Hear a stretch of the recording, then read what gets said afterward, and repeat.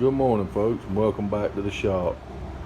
I want to talk to you. Some of you people try to change your own sprockets and not really understanding when you have to block a piston. Some of these saws, like this MS-192 in question here, this is depending on what options you buy. You know, bar length, this is between a $300–400 saw. Some of them have a reverse clutch, which means you have to take the clutch off to change the sprocket. To do that, you have to block the piston. This saw was actually took into a shop to have worked on in South Florida, and it was actually a dealership.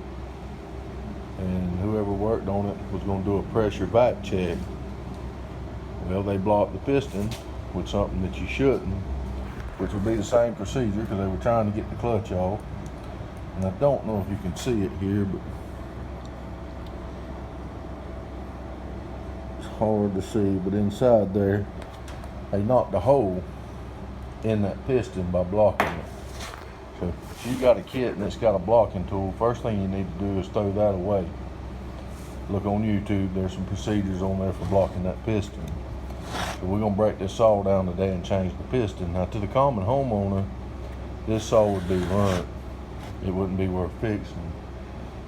I'll show you as we go different stages, but I'm not going to film the whole breakdown. But in the comments, I'll put some updates. Thank you.